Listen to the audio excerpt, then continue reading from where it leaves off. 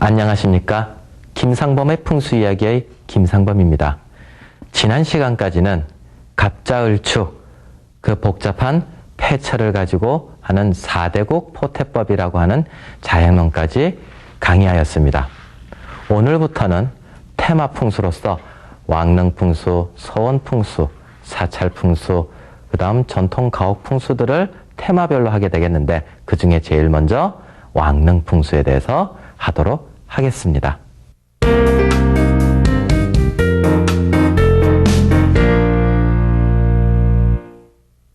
테마풍수는 그야말로 왕릉풍수, 서원풍수, 사찰풍수, 전통가옥풍수 여러 분야가 있습니다.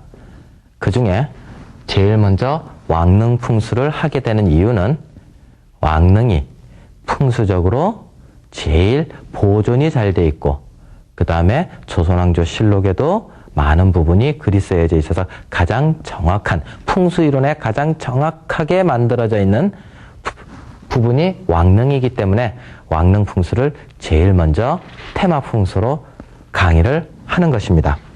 자, 우리가 왕릉 이러는데 신라왕릉도 있고 고려왕릉도 있고 그 다음 뭐 조선왕릉도 있고 그러는데 우리가 어떤 것들을 보면은 능이다.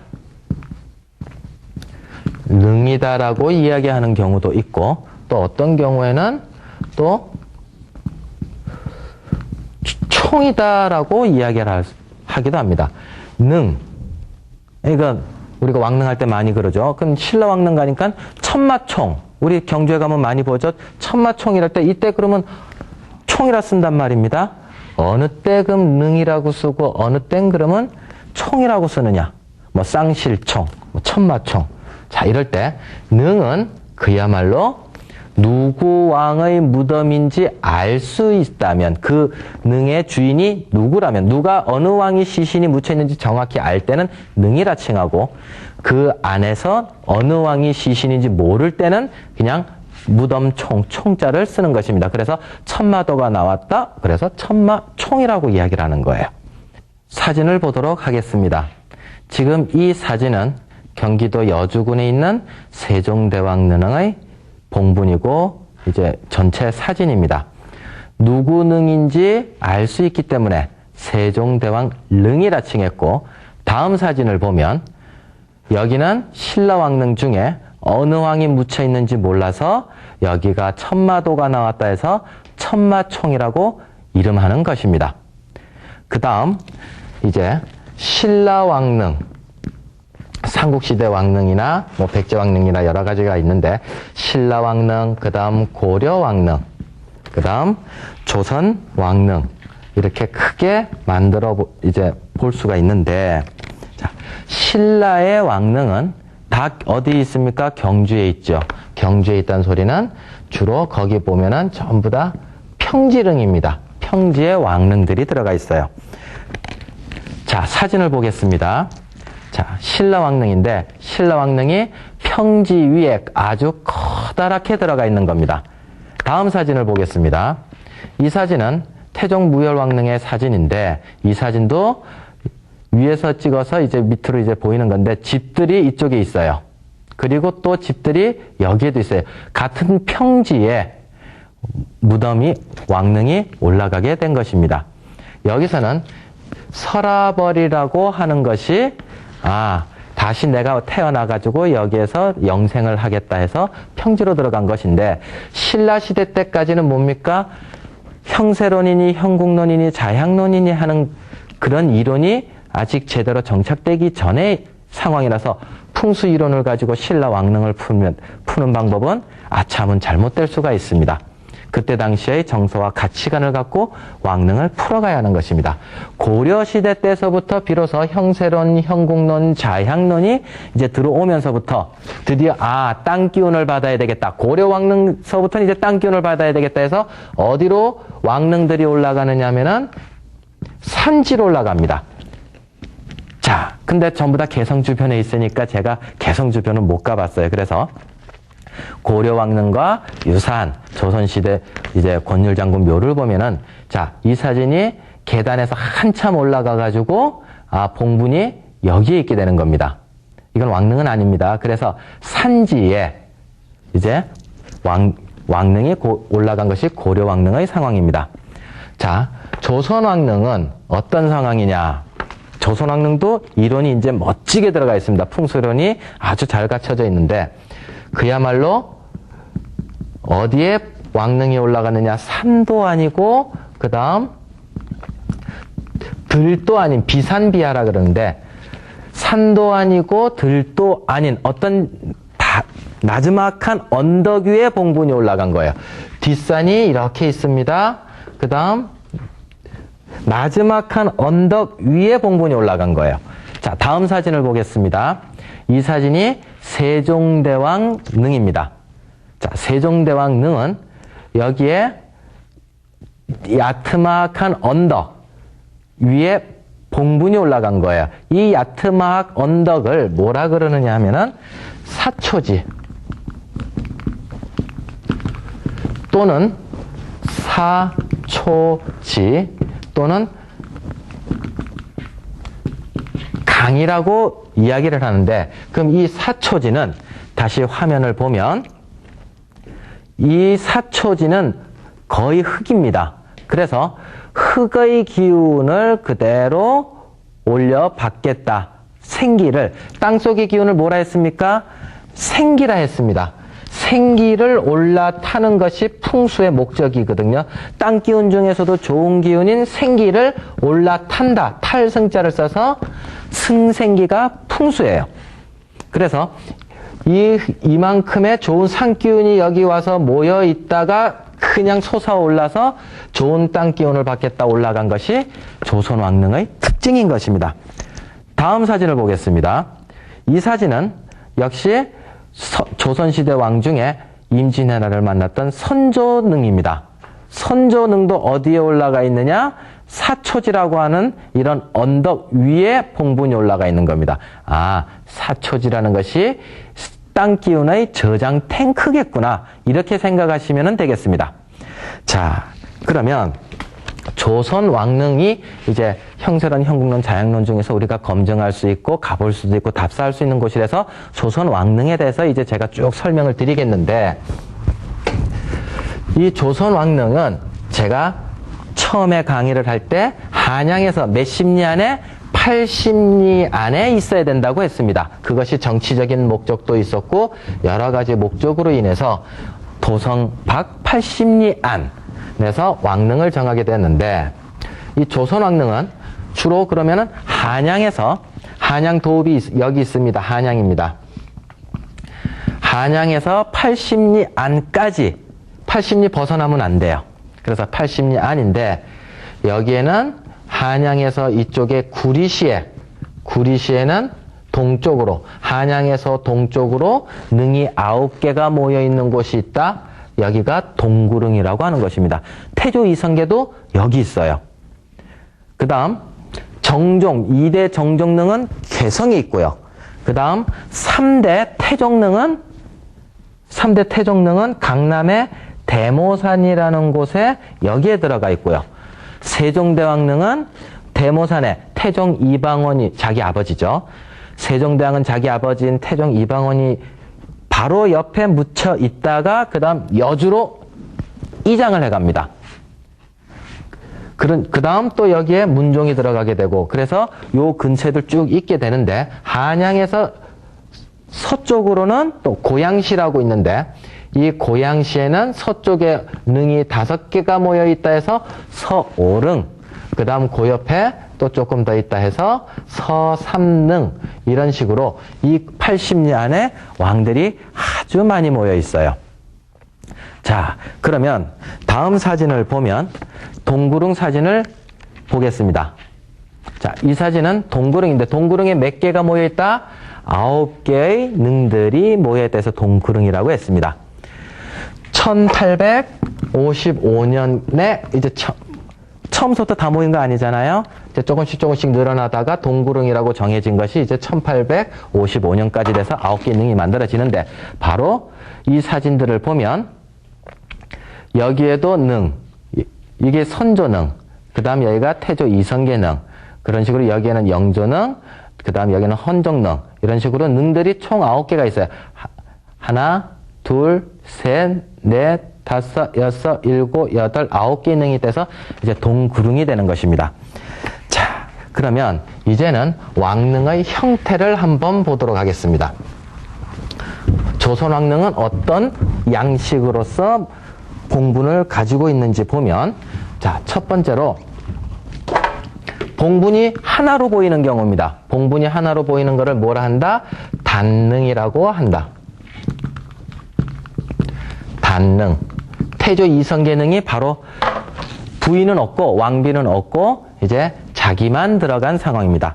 다음 사진을 보겠습니다. 그럼 이 사진은 이게 태조 동구릉에 있는 태조 이성계의 능입니다. 여기에 이성계 혼자만 들어가 있어요.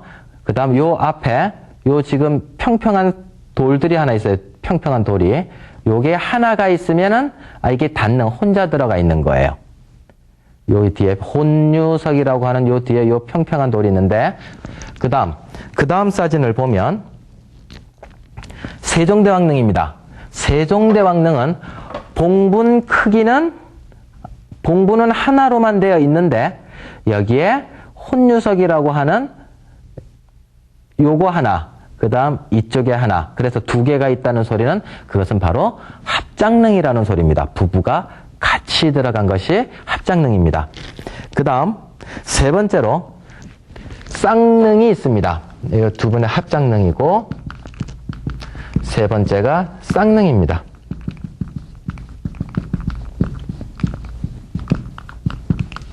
자, 쌍능은 영조도 쌍능이고 숙종도 쌍능이고 몇몇 능들이 있는데 지금 사진은 숙종의 쌍능입니다. 자, 숙종의 쌍능. 곡장 안에 이 담벼락이 굽었다 그래서 곡장이라 그러는데 담 안에 여기에 숙종, 그 다음에 여기에 숙종 비가 들어가 있습니다. 숙종은 제일 첫 번째 왕비가 인경왕후, 그 다음 두 번째 왕비가 인현왕후, 자, 그 다음 세 번째 왕비가 인원왕후. 자, 그럼 우리가 숙종하면 생각나는 것이 누구예요? 장희빈이죠. 근데 장희빈이도 어디까지 올라갔었습니까? 국모까지 올라갔었단 말입니다. 왕비가 되었었단 말입니다.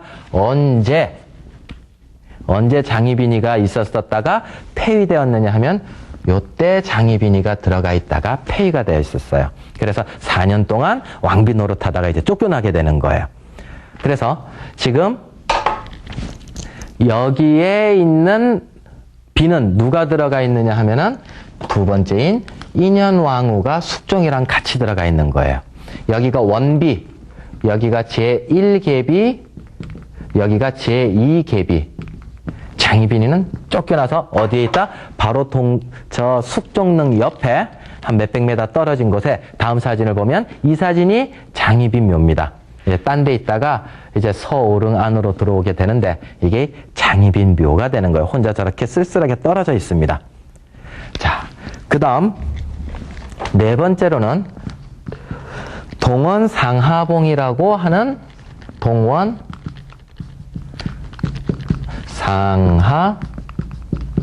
상하봉이라고 하는 건데 그야말로 왕릉이 사초지 위에, 자, 왕릉이 이렇게 있습니다. 그럼 사초지가 여기가 이게 사초지입니다. 사초지 위에 산줄기 내려오는 곳에 이쪽에 왕이 봉분이 하나 들어서고 또 그 앞으로 산기운이 남았기 때문에 하나 더 쓸 수 있다. 여기에 왕이 들어가고 여기에 비가 들어가 가지고 아래 위로 사초지 위에 아래 위로 봉분을 사용하게 된 것이 같은 사초지 위에 상하 아래 위로 봉분을 썼다 해서 이제 동원 상하봉이라고 하는 이제 왕릉 형태를 가지는데, 자, 여기에 보면은 이거는 이제 서울 성북구 석관동에 있는 경정릉입니다. 경정릉은 여기에 경정이 들어가 있고 그 앞쪽으로 쭉 앞으로 산은 어디 있습니까? 산은 이 뒤편에 있습니다.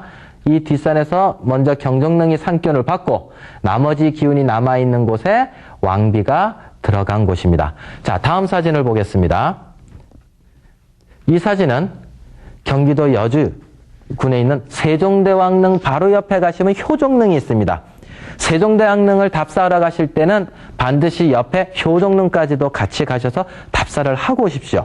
자, 답사를 가서 보면, 자, 제가 뒤에서 찍었습니다. 제가 산줄기 뒤에서 찍었는데 이 사진 여기가 효종릉이고 그 앞쪽으로 쭉 흘러가가지고 여기 봉분이 하나 더 있는 것, 여기가 효종비릉이 되는 것입니다.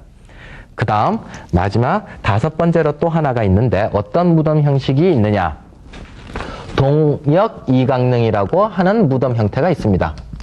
동역이강릉. 자, 동역이강릉은 같은 지역 내에 다른 강이 뭐라 했습니까? 언덕이죠, 언덕. 사초지라고 하는 언덕입니다. 같은 지역 내에 다른 사초지를 쓴다. 자, 화면을 보겠습니다. 여기는 세조, 경기도 의정부 쪽에 있는 이제 광릉에 있는 세조릉입니다. 그래서 이쪽에 정자각을 제사 지내는 곳을 필두로 해서 이쪽에 세조릉이 들어가 있고 이쪽에 세조비릉이 들어가 있습니다. 그래서 양쪽으로 언덕을 하나씩 갖고 왕이 들어가고 왕비가 들어가가지고 이렇게 쓰는 양식을 동역이강릉이라고 하는 것입니다.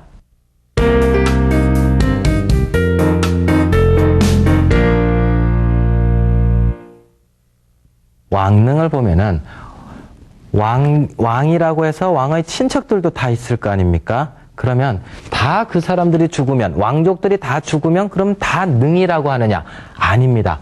왕족이 죽었을 때는 3가지로 나누어서 그 무덤을 칭하게 되는데 능이라고 하는 것이 있고 그 다음 원이라고 칭할 경우가 있고 원, 그 다음 묘라고 칭하는 부분들이 있습니다. 왕족이 다 죽었다 해서 능이라고 칭하지 않는다는 얘기입니다. 그럼 능은 어느 때만 사용을 하느냐? 그야말로 왕과 그 다음 왕비가 죽었을 때만 능이라고 칭합니다. 아무나 함부로 칭할 수 있는 게 아니에요. 그 다음 원은 왕세자나 왕세자로 죽었다거나 왕세자 비로 죽었다거나 안 그러면 아주 가까운 사친, 그러니까 왕의 아버지라든가 그런 사람들을 죽었을 때는 원이라고 칭하게 됩니다. 그 다음 묘라고 하는 거는 이 위에 아무것도 못 올라간 사람들을 이야기하는데, 자, 왕이 되었지만 폐위된 왕이 조선왕조에 2명 있었죠. 연산군, 광해군. 이런 사람들은 능이라고 썼어야 되는데 폐위가 됐기 때문에 묘까지도 이제 내려가는 거예요. 그 다음 장희빈은 왕비까지 되었지만 어떻게? 또 폐위됐기 때문에 장희빈 묘라고 하는 거예요. 원이라고도 하지도 못하는 거예요. 그 다음 사도세자가 죽었습니다. 사도세자가 뒤지 속에서 이제 죽었죠? 그러면 그냥 죽었으면 괜찮았을 텐데 사도세자 같은 경우에는 이제 자기가 뒤지 속에서 죽는 바람에 맨 처음에 수은묘라고 해가지고 묘까지 내려갔다가 그 아들 정조가 현능원이라고 돌아가신다. 자기가 왕 된 다음에 원으로도 올리고 나중엔 육릉이라고까지도 자기 사도세자 아버지를 추존시킵니다. 그래서 여기 왕족들을 따질 때에는 이 3가지를 가지고 구분을 하면 되는데 우리가 지금 공부하는 것들은 여기 능에 해당하는 부분이 됩니다. 그러면 그야말로 왕이니까 뭔가 왕이니까 다른 거예요. 왕이니까. 그래서 숱한 데서 다 다르게 나타납니다. 죽었을 때도 우리가 붕어하셨다 이렇게 쓰는 거예요. 붕. 그 다음 흉하셨다. 흉. 이 글자 참 아마 처음 보시는 분들도 계실 거예요. 조선왕조실록을 보면은 흉거하셨다 이렇게 나온단 말입니다. 그 다음에 또 우리가 보면은 어떤 사람이 죽으면 졸하였다라고도 이야기하고 그 다음 또 불록이라고 이야기하기도 하고 불록. 그 다음에 맨 마지막에 또 사라고도 칭하기도 합니다. 자, 그럼 이거는 어떻게 되느냐? 천자가 죽으면은 붕이라고 합니다. 천자가 죽으면. 그 다음 제후가 죽으면은 또는 왕이 죽으면은 이제 흉 이렇게 이야기를 하고, 우리는 또 여기에다가 뭘 씁니까? 승하하셨다라고도 쓰기도 합니다. 그 다음 졸하였다라고 하는 거는 대부들, 관직에 올랐던 사람들이 죽었을 땐 졸하였다 그러고, 높은 관직에 올랐던 사람들.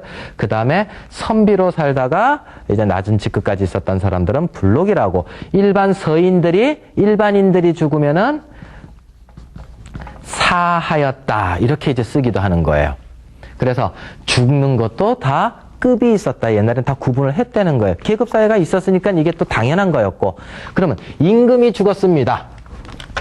그럼 우리가 장지에 가가지고 무덤을 이제 내릴 거 아니에요? 관을 장지에다가 이렇게 이제 집어넣을 거단 말입니다. 그럴 때 우리는 뭐라 그럽니까? 하관한다 그러죠. 하관. 관을 내린다. 그럼 임금이 관을 내리는 걸 그럼 또 하관이라 하느냐? 하관이라고 안 해요. 임금은 살아생전에 어디서 지냈습니까? 궁궐에서 지냈어요. 궁궐에서. 그죠? 근데 죽은 궁궐이니까는 색깔이 어떨 것 같아요? 흰색일까요? 노란색일까요? 빨간색일까요? 아니죠. 그늘 속에 들어가니까, 땅 속으로 깊숙이 어둡게 들어가니까는 임금님의 관을 현궁이라 했습니다. 그래서 임금님이 하관한다. 그 뜻은 임금, 정확한 표현은 임금님이 하현궁한다. 이렇게도 이제 왕이니까 전혀 다른 우리가 생각지도 못한 단어를 가지고 이제 왕릉에서 장법을 사용하기도 합니다. 자, 그러면 우리가 태조 이성계가 어떠고 저쩌고, 세종대왕이 어쩌고 저쩌고 이제 이야기들을 한단 말입니다. 그러면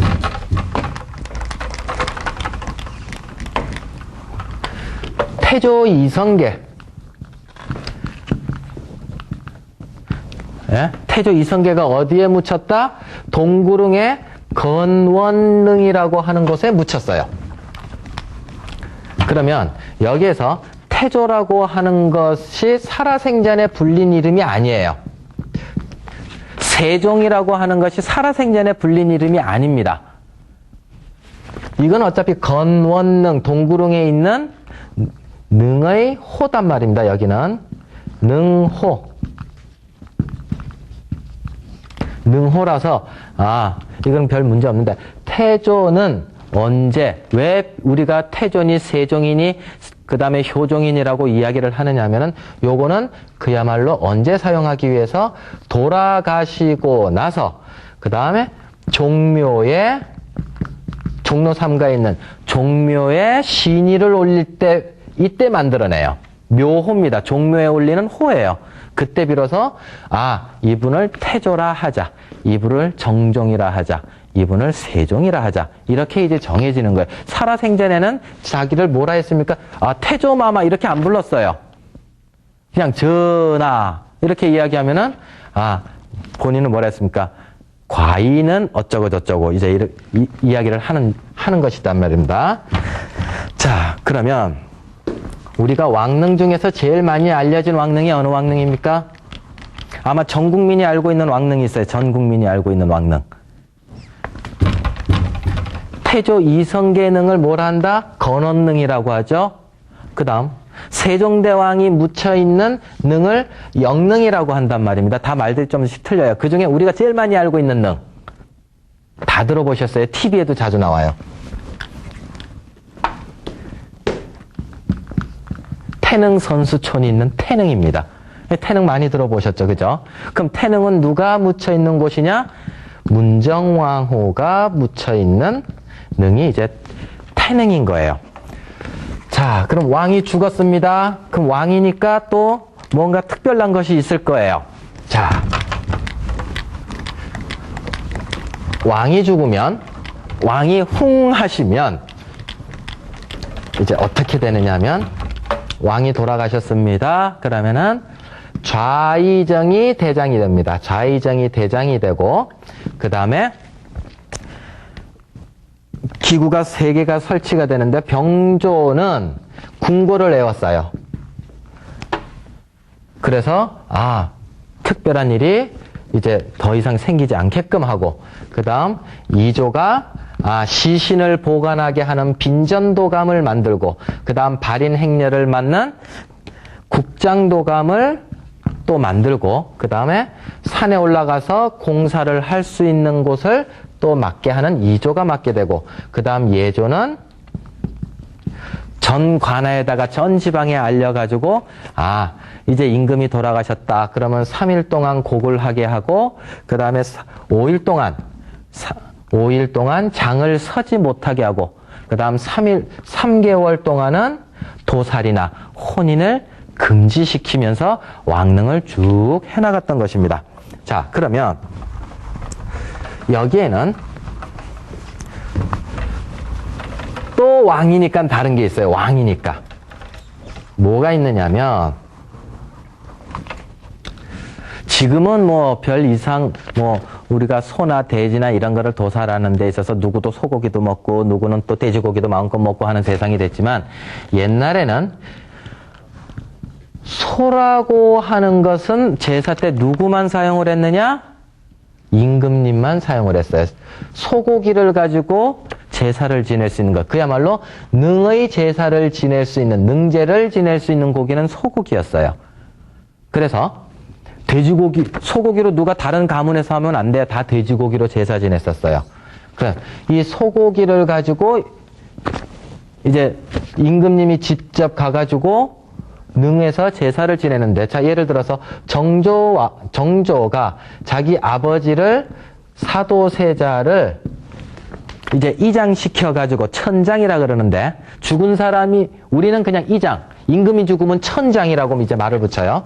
사도세자를 천장을 시켜가지고 어디에? 수원에 또 우리가 이제 정조가 옮긴단 말입니다. 여기에 무슨 고기가 옵니까? 소고기를 가지고 제사를 지내요. 그리고 제사가 다 끝나고 나면 수원에다가 이제 거기 있는 그 일반 백성들에게 소고기를 나눠준단 말입니다. 그러다 보니까는 소고기 가지고 음식 해 먹는 조리법이 수원에서는 또 많이 발견이 되는 거예요. 그러니까 발달을 하는 거예요. 그래서 나온 게 요즘에 수원 화성갈비, 그 다음에 홍능갈비, 태능갈비, 다 서로 제사를 지내니까는 이런 갈비집 이름들도 능능능 이렇게 붙여가지고 많이 유행들을 하게 되는 것입니다. 자, 그러면 오늘은 이제 테마 풍수 중에 가장 풍수 이론이 정확하게 들어가 있는 왕릉 풍수를 또 첫 시간으로 가져보았습니다. 다음 시간에도 계속 왕릉 풍수에 대해서 강의하는 시간을 갖도록 하겠습니다. 감사합니다.